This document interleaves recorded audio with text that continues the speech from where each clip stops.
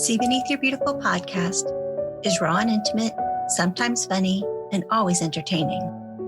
With new episodes every Saturday, Hara explores our loves, fears, and hopes with a delicious combination of depth and lightness. My name is Stevie Carter. I'm a professional speaker and mindset coach based out of Mansfield, Texas. And really my passion for my work started kind of in my late 20s when I started to realize that the path and journey I had been on since childhood was not going to work out anymore. And I realized I had no other path or journey. I don't know if anybody else has ever struggled with that, but that was me. And so through a lot of twists and turns and a lot of different adventures, kind of ended up here. And my real goal in this business and in my life right now is to help people to realize that you really can change your mind. You can take different paths. You don't always have to do what's expected. And I think more than that, it's from a place of, I don't want anybody to ever feel invisible. Mm-hmm. I felt invisible for a lot of years, and that caused a lot of strife in my life. And now that I've realized that, it's about making sure everybody I meet never feels that way in whatever I can do to help them. So whether that's speaking on a stage or running a retreat or just doing one-on-one coaching with people, that's really my goal. I think especially I think some of the women I work with, we lose ourselves in service to others. Mm-hmm. And while service to others is important, losing ourselves is something we can't afford to do. That's me. And that's why I do my work. I love that. I did a photo shoot called See Me, where the women picked words that describe themselves, and I painted them on their backs and then photographed them, because we are not seen for who we are, but just the outside. Yeah. Mostly. And sometimes not seen at all. I feel that way. Oh my gosh. As the youngest of 6, people are always like, were you spoiled? I'm like, oh my gosh. No, I was not spoiled. What's the opposite of that? Because hello, hi, here I am. My educational background is in emotional intelligence and leadership. And so through a lot of that work, I learned a lot about how we are as emotional beings and all of these things. And one of the phrases that always stuck with me is that at our core, humans desire to be seen and heard. Mm-hmm. That's it. At our core, humans mm-hmm. desire to be seen and heard. And so I think, to your point, there's so many people, myself included, who we get into these situations where we feel like we're not being seen, we're not being heard. And that can lead us to do things or not do things. And both sides of that can be difficult. Mm-hmm.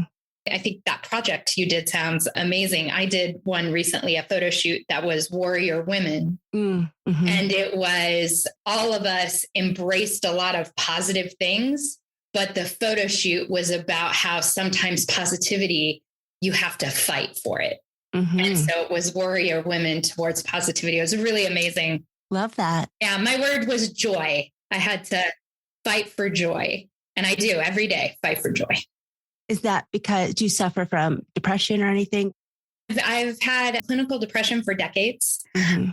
So that's definitely something I struggle with. But also, I think more than that, I was raised, and nothing against my parents, who are fantastic people, and my mother, who will, of course, listen to this episode. So I have to say, nothing against my parents, who are my biggest fans. Awesome. But definitely there was a raising of accomplishment, right? Accomplish, achieve, go, high achiever person, perfectionist mm-hmm. person that I became. And I think in some of that, I lost sight of what actually makes me happy or brings me joy. Mm-hmm. And instead was chasing things that would make me more successful or make me more money or those kinds of things. Mm-hmm. And I think really coming back to that place of joy is where success lies. So if we chase our joy, we will always be successful.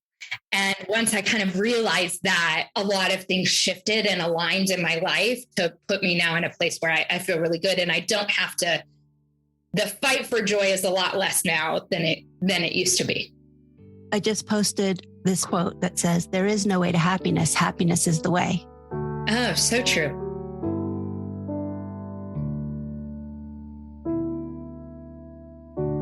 I know a lot of people who are suffering from depression, and I have in the past, for sure, not been able to climb out of whatever hole I was in. So how do you fight for joy every day? I mean, how do you fight for it if you're in the middle of it?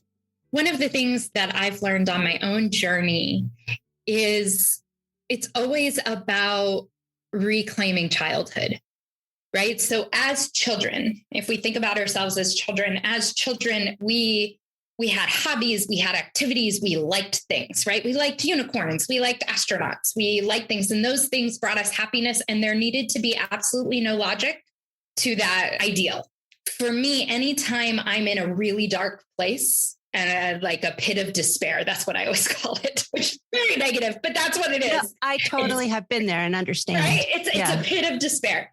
Anytime I'm in the pit of despair, I always reach out to those things that brought me joy as a child. Awesome. Not things that bring me joy as an adult, because those are harder things. And when we're in that dark space, we need easy things. Okay. Things that make us feel happy without having to work for it. Mm-hmm. Because that fight is too hard. You're too far down. Yeah. And so for me, right, as a child, I absolutely loved music and dance and Broadway and all of that. I still love all of that as an adult. And I actually am blessed enough to still get to do all of that as an adult, which is amazing. But anytime I'm in that pit of despair, the first thing I go to is music. I need to put on something because that's going to immediately change me and make me feel a little better. A lot of people say, turn to your support, right? And I have a beautiful support system of my family and my husband and all of these things. But to me, that's adult level joy. As a kid, our family was our family, but it wasn't something that just brought us insane amount of happiness. That comes older, right? So when I'm down in that pit of despair, I don't always need, I want the hugs and I want the love, but not everybody understands. Right. And so sometimes that's not what I need. But going into music or putting on a crazy dance video and trying to copy the moves, which looks crappy, or doing Zumba or something that's just totally not part of the daily thing is really what can get me out of that pit. That's awesome. Rather than trying to find the logical adult ways to deal. I think sometimes we need to remember that we still have a child heart and that that's always okay. And if you tap into that, I think you can get yourself out of those darker places a little bit quicker. Doesn't mean they don't exist. Doesn't mean you don't fall into them. Right. But I think you get out a little quicker. I now have a client who does pottery. She goes, some of them look terrible. When I'm depressed, they come out really weird shapes. But it's the act of doing something that means nothing to my life. It's not something I'm trying to make money on. It's not something I have to prove myself in. It is literally just for the joy. And when you do that, it just starts to lift that dark depression off of you. I love that. I have painted a lot, and there have been some ones that I'm proud of and some that I have just thrown right away. But always the process has been a joyful process. And so I totally get that. Well, and joy really comes from being in the moment. It doesn't come from results. Happiness comes from results, right? I can achieve a result and be happy for myself that I did that. Cool. Okay. Actual joy is about being in a present moment and just enjoying it for what it is. No result necessary, no outcome necessary. Oh, I like joy that. Joy is something you cultivate no matter what, right? So that process of painting, that's joy for you. A great painting may make you feel happy at the end because you achieved it. But the actual process, that's your joy, which is why you always enjoy the process, even if you don't have a great result. Many not great results. Luckily, that is not the point of it.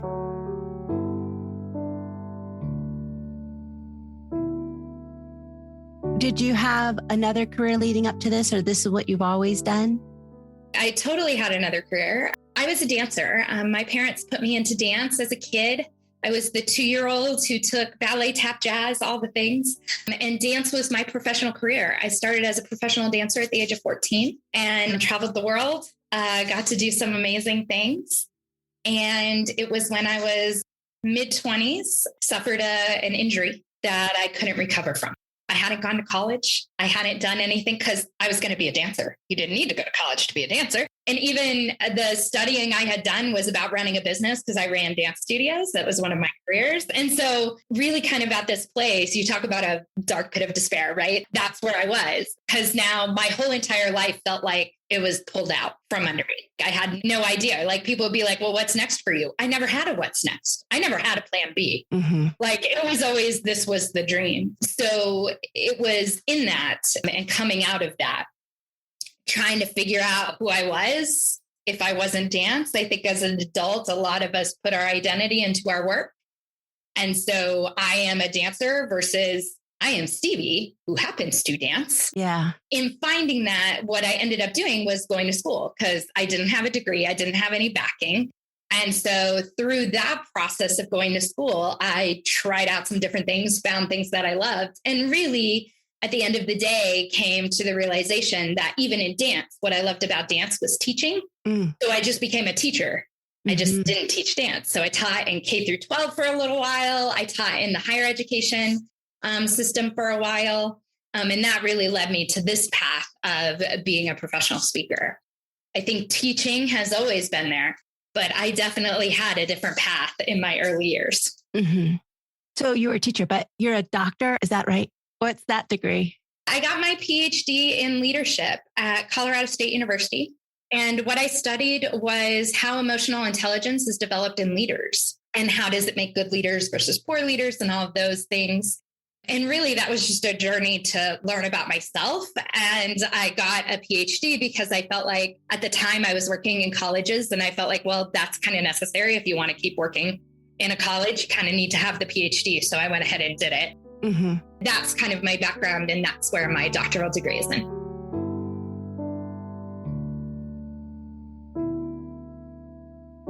Tell me about emotional intelligence. Emotional intelligence for me really comes down to this idea of how do we regulate what happens internally and emotionally to us as individuals? How do we regulate that to make ourselves healthy and well?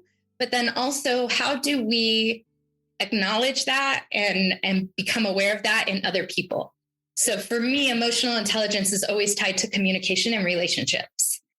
If you have high emotional intelligence, if you're able to regulate yourself well and you're able to think about the impact your emotions have on others, then you're able to really have more successful relationships and you're able to communicate more clearly. And I think one of the biggest struggles I definitely had in life early on in my relationships was I wasn't very emotionally intelligent. I very much kind of wore my heart on my sleeve, and that's not always a bad thing, but definitely allowed it to betray me sometimes and not making the best choices or not saying the right things because I was just going all with emotion and not understanding how to really be self-aware and regulate. And so once I learned that the ability to really understand your own emotions truly allows you to better understand and communicate with somebody else. Yeah. Because at the end of the day, humans are emotional beings. It's what makes us different from some of the other species on the planet. So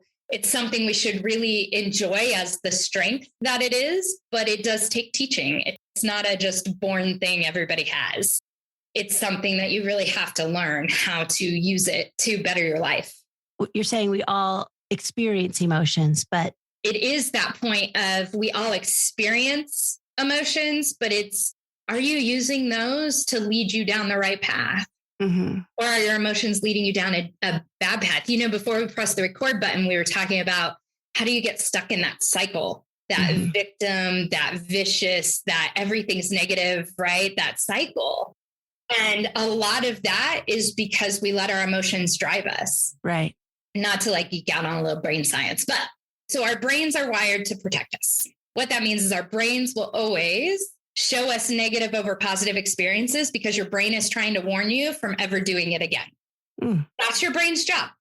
That's how it is developed. That's what it is. Well, what that means, though, is especially if you, like for me, struggling with depression and struggling under the weight of some of that despair, well, my brain keeps showing it to me because it keeps going, well, don't let it happen again. Don't let it happen again. Okay, but you keep showing it to me. So it's all I'm thinking about.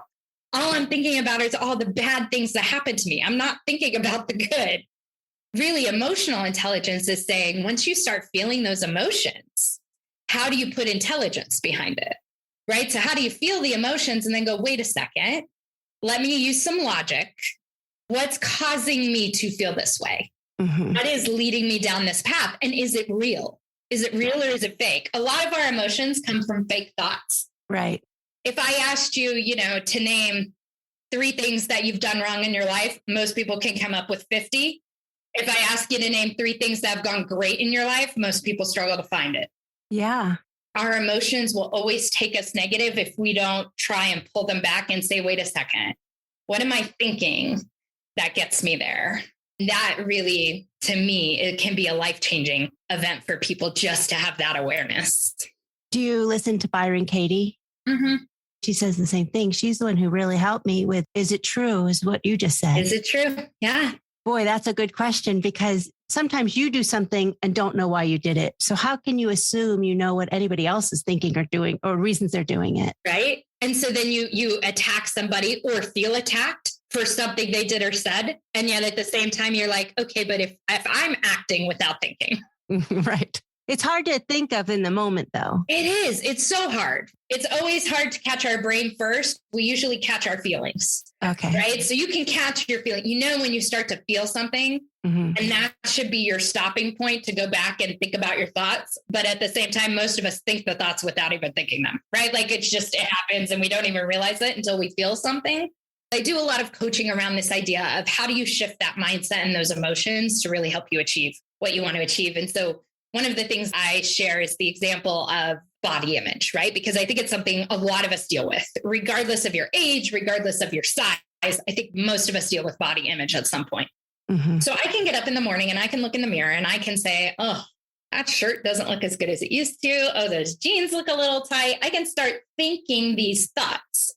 Well, those thoughts are going to lead to negative emotions, right? Mm-hmm. Shame, guilt, insecurity. Well, when I'm feeling negative things, do I really take action that's aligned with positive things? No, most of us, when we feel negative, we do negative. Okay. Which means I end up eating ice cream because it's going to make me feel better. Mm-hmm. But in the end, what's it actually doing? Well, it's making it tomorrow. I'm going to get up, look in the mirror and go, well, see, that's where that ice cream went right to your hips. That's that vicious cycle, right? But if you just change the thoughts, so if you go back and you say, okay, I'm standing in front of the mirror, I'm saying this, I'm saying that, right? I'm starting to feel those feelings. If I stop myself and say, but wait a second, I've survived. Number one, I always think about that with my body. Hey, it got me here. Mm-hmm. It's still going. I think that's positive, right? I always try and think about the parts of my body I do like, right? Like my hair is looking good today, right? Mm-hmm. It may not be my hips, but my hair looks great, right? I try and retrain those thoughts. Well, now what feelings am I going to have? Feelings of confidence and excitement and feeling powerful and strong, all of this. When I feel those feelings, I'm going to take action that aligns with them, which means that's actually when I'm more likely to work out, go for a walk, go see people. Like I'm going to do different things. Well, now I've shifted my outcomes, right? And now I'm in a positive cycle of going through it. But for most of us, it's the emotions that we feel are what drive us to do things. Yeah. If we can, I always say interrogate your emotions. If you can interrogate your emotions and figure out why are you feeling that way? And are those thoughts true? Because they probably aren't true. And all of us are our own worst critic. So if we just change that part, we change everything. Right. And I think we just got to get more used to doing that. I don't think we're trained to do that. I think that's something we learn. And so we need that training. I like that you're not saying positive affirmations, because that drives me crazy because I can stand in a mirror and say, you're beautiful and not believe it. And so then all I do is feel like a liar. And that's even worse. Yeah. But I have found self-love and have found things to love about myself. But what if there's somebody who genuinely looks in the mirror and says, nope, there's nothing I love? How do you help somebody like that? Because I have come across that.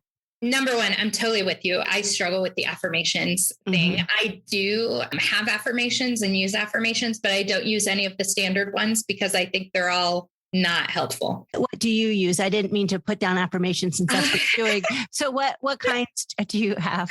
I think they need to be personal, right? So my affirmation is be the shark. That's not going to work for everybody. That's going to work for me, Definitely. right? So with my clients, I have them pick something that's personal. That makes sense. Right. Yeah. And then it feels a little bit more real. Because to your point, if we stand in the mirror and say, I am beautiful, and until you really believe it, you're just saying it. It has the opposite effect, which is so interesting. It makes you feel like, no, you're lying. They have to feel true. They have to feel true. Yeah. So when somebody says like they don't love anything about themselves, from a physical standpoint, I always say there's something about you. And this is harsh, but it's true. There's something about you that you love enough to get up every morning. Mm-hmm. Maybe it's not physical. Mm-hmm. Maybe it's, I feel smart, or maybe it is, I feel like I have a skill set that's valuable. Maybe it's a relationship that's important to you. There's a reason we get out of bed in the morning. It's really easy to stay in bed. Mm-hmm. There's something that gets you out of bed every single morning. And so I always tell people, find that thing that you do love, whatever it is, and then let's build from it. Yeah. If we take our body as the actual use for our body is to provide a container for our organs and our souls to move forward in life, right? That really is its goal. Its goal is not to be pretty. That was never how they were designed, right? If you actually look at a body, really, is there anything about that's pretty? It was not designed that way. That was not God or the universe. That was not their intention. It was to give us a container to walk through life with, right? So great. Then think about what that container does for you. I don't often look at myself and go, wow, I look beautiful today. That's not me. That's never going to be me.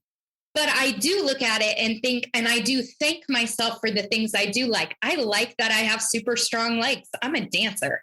Right. And my legs are dancer legs. They're not necessarily pretty, but they're strong, right? And they support me and they get me there.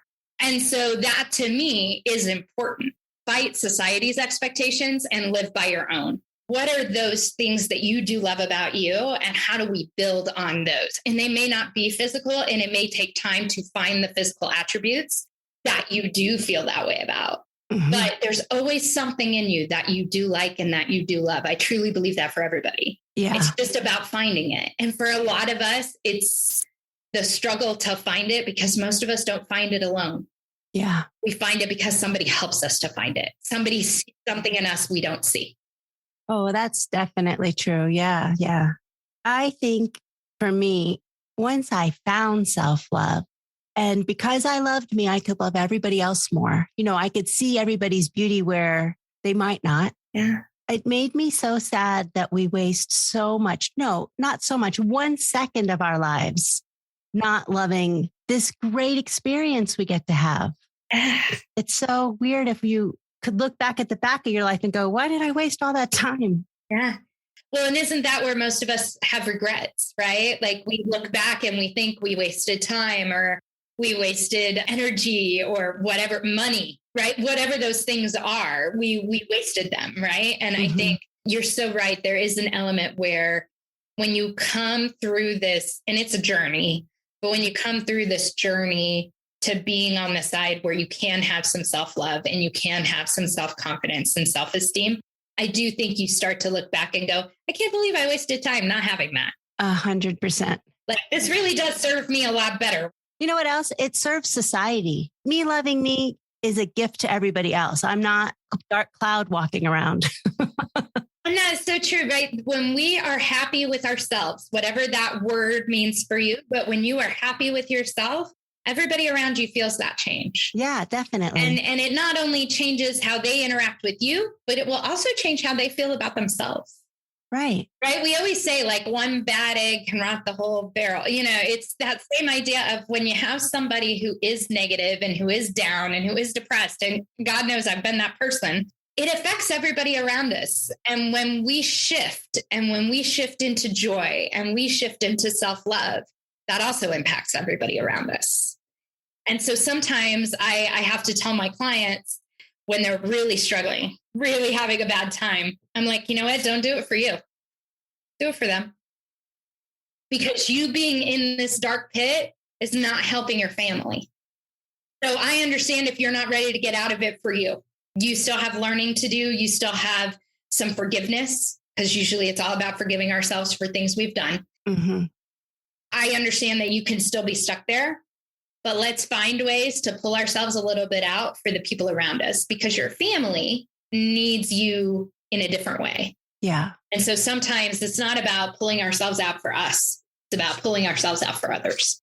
I want to come back to talking about forgiveness, but there was a woman I know that does makeovers, and I was in this group of like 10 women and there was a show or something. Anyway, she was saying how you should dress beautifully for others. And I didn't understand it until I was sitting at a Starbucks outside, and this grandmother came out of the car with her granddaughter, and she dressed so beautifully. I stopped to tell her how beautiful she was. And I understood the concept of it wasn't for her. It could have been for her, but also it was a pleasure to society. Like somehow it benefited society that she looked beautiful. Isn't that a strange thing? It is. I think it's so true. Even in our own like process of clothing ourselves and clothing our bodies. I act different when I feel different. True statement. Yeah. If I feel pretty in this color, in this dress, in this style, I feel comfortable even. Not even pretty, just comfortable, at peace, in my own skin, whatever that means. That will show to everybody else. Right. Right. And they will feel that change just as I will feel a change in being in it. So this grandmother you spoke of, she probably did dress for herself, but there was also an element of it that it was so put together and so pretty that she brought light to the people around her. Yeah, she did. That was it. She brought light. She probably did it for herself in some way, but she also had this huge impact. And I think we always have to remember that every interaction we have, even if the interaction is walking past somebody, that had an impact. We all impact each other. Yeah. Going back to forgiveness. I remember a time many years ago when I was full of shame for my whole past, I would say, like boys and whatever, the whole thing. Yeah. And I remember crying to my sister that how can God ever forgive me? And she said, there's nothing to forgive. Yeah. And that changed everything. Like I was able to, I'm going to say forgive myself, but now I think there was nothing to forgive. I mean, I was doing the best I could. I was living a life. I was fumbling along. We all get where we're getting somehow. So I would assume that's one of the things. How do you help people forgive themselves? I think guilt is something we all handle. I talk about big G, little g. Okay. So big G guilt is you literally did something wrong that harmed someone and you need to make amends. And it was intentional. It was intentional. It happened. You did it. I can feel guilty, right, for lying to somebody. Yeah. Okay. That was on purpose. Let me feel that big G guilt. And so I always say big G guilt stuff, that is stuff that probably needs an element of forgiveness. Okay. Right. Whether that's forgiving yourself for it and saying, hey, I made a mistake. Yeah. I learned from it. I'll move on. Whether it's asking forgiveness from another person, maybe that's what you need to do. But big G guilt is a thing. And we all have it. We all make mistakes. Things happen. Right. I think what actually kills most of us is little G guilt, which is guilt over, well, I know better now. So knowing what I know now, if I could have gone back, I should have done it differently then. But I didn't know then what I know now, but I'm blaming myself for it. I see. Yeah. Right. That's little G guilt. And a lot of us pile that on over the years. Right. We remember things we did in high school, right? Or in junior high. We were mean to somebody. Okay, at this point in your life, that is a little G guilt thing. I guarantee you that person is no longer thinking about it, right? You may think it was crushing. It wasn't to them. So they've moved on. What I have my clients do, and it's been a very therapeutic thing for me as well. I tend to do it once a year personally, just to kind of clear it out, is I write a forgiveness letter to myself. I write it out the same way every time. I forgive you for. But I'm forgiving myself. And then I just make the list. Anything I can think of, big, small, doesn't matter. Anything I can think of goes on the list. And I read it out loud to myself and I crumple it up and I throw it away and I say, that's it. It's done. I love that. I'm actually choked up thinking about forgiving myself for things. And I didn't even think I had that stuck in me, So I'm going to write my letter. But we all do. And I'll tell you, the people who don't have any of it, the people who have no little g guilt at all, are people who just don't care about others. Right. Anybody who cares about another person, you're going to feel guilty about, oh God, I did cut that guy off that one time. Right. Exactly. And you're going to remember. I can tell you, I remember there was one time I was driving in Houston and I cut off a red Corvette and he sped past me and flipped me the bird. And I feel guilty. I feel guilty for that still to this day. That was at least 25 years ago. Like, it's been a minute. I can still feel it. I can envision it. I got to let that go. Right. And I don't hold on to it, but it's always there because that's how our brains work. Do you forgive yourself every year for it on your list? I do. It's always on my list. I do forgive myself every year. And then it still shows up on my list because I still think about that. I'm going to have to write about the squirrel I accidentally hit on the highway. I still feel terrible, but I was driving on the highway. That stupid squirrel. But that's things that holds on you. I always say guilt is a weight. Mm-hmm. It's like a weighted blanket. And that weighted blanket can help you sleep real good some days, but other days it makes it so you can't get up out of bed. Mm-hmm. So we have to forgive ourselves for it, even if we end up putting it on the list year after year. Mm-hmm. You got to go through the process to lift that weight. And I will tell you, every year I go through it, I feel so much lighter right after. And there are tons of things that never make the list again. Yeah. They really are over. I'm done. I'm over it. I've moved on. Yeah. Because don't you think we're all doing the best we can? Or do I think that the me now could make very different decisions than the me then? Well, of course. But then that's as good as I could do in that moment. Right. And I need to give myself grace for that and say, well, at that time, knowing what I knew, right, I did the best I could. Yeah. We have to understand and give ourselves grace. Yeah. That every day, right? Every day, every person you encounter is doing the best they can with what they got in this moment. And some days are going to be not so great days. Right. That's okay. That's part of the experience. If you thought the way they thought and believed what they believed, you'd act the way they acted, which is so helpful to get along in society. I love the fact that I have friends that we totally disagree on some things. Doesn't make us not friends, because there's a humanness to that, to friendship that is, I love you as a human, not necessarily for each and every one of your views or decisions, because there's lots of humans in my life who are not perfect. I actually don't know a perfect human. I was going to say, what, you knew one? I need to be okay that they could be different from me or have a different opinion. Does that mean there's going to be conflict? Of course it does. Mm-hmm. But at the end of the day, is it a conflict because, well, I no longer think you're a good human being and we just need to separate? Okay, that's different. Or is it a conflict because, well, we don't agree on this, but look at this 50 other million things that we agree on. Mm-hmm. Well, why don't we just focus on those then? Maybe this one's okay, right? Agree to disagree. I feel like we should be able to see the human in each other and say, okay, like, I understand we may not agree on this topic. That doesn't mean you're a bad person. So can I get okay with that? And some things you can, some things you can't. But that's what makes us human.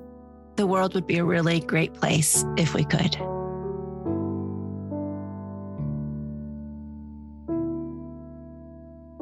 Besides speaking engagements, what do you offer people? You said you have clients. So is there one-on-ones or group coaching? What do you do? I do a lot of one-on-one coaching, but really my passion is in group coaching. Mm-hmm. I think there's an element of hearing other people process things gives us so much more to learn. And it allows introverts to get coaching without putting themselves out there, which I think is really helpful to the introverts that I get to work with.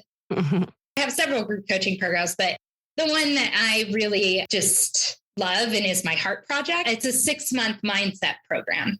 And it's just all about how to remove some of these blocks. We write forgiveness letters. We talk about depression. We get back in touch with our hobbies. We do all this work. And I just think there's a process to kind of removing society's expectations and putting in your own that I think all of us need to do as adults at some point in our life. So whether you're in this transition of you're about to retire and you don't know what life looks like. Maybe you're in this transition of your kids are moving out and you need to figure out what that looks like.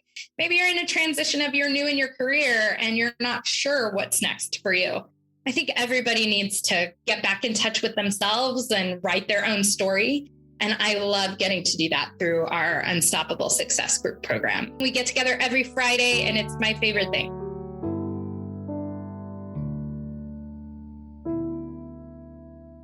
Try to remember that you're a human being, not a human doing. What does that mean to you? I think to me, it's about your worth does not lie in your productivity. Your worth does not lie in how much you get accomplished or how much you do for others. You have worth just being. And if all you can do today is pull yourself out of bed and get to a Starbucks, that was still it. And you are still worthy.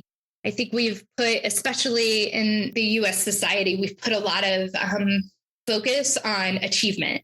And I'm a big overachiever, so I totally get it. But sometimes we can put so much pressure on ourselves to achieve that we forget that we have worth, even if we're achieving nothing. Being a human being is good enough. And I think we need to sit with that. I think so too. I think it's such a beautiful thing to remember that we all have worth, no matter what, period, end of sentence. I didn't always know that, actually. Me either. I listened to a podcast by Liz Gilbert in Big Magic, and she talked to a lady who wouldn't call herself an artist because she didn't have a degree yet. And Liz Gilbert said that just because you have a degree, that's not the thing that makes you worthy of calling yourself an artist, that you can go design yourself a degree, put it on the wall, call yourself an artist, because there's no like magic fairy that therefore makes you worthy. I'm really fascinated by the feeling of worth, of self-worth. I am not religious at all, but just by being alive, I have worth, right? Because I'm a child of God. Is that what you think? Yes, absolutely. Every person has worth just by being who they are. And you don't have to do anything. You just have to be. And just by being, you have worth. And some days you're going to get a lot done and your worth is going to be super obvious. And some days your worth is you breathed today and that created some carbon dioxide stuff that needed to be in the air. That's your worth. And that's okay. I also have not always felt that about myself. When I do feel it, and now that I do feel it more regularly than not, there is an element of the permission it then gives you to just be, especially given the last couple of years of our world. Just being is enough.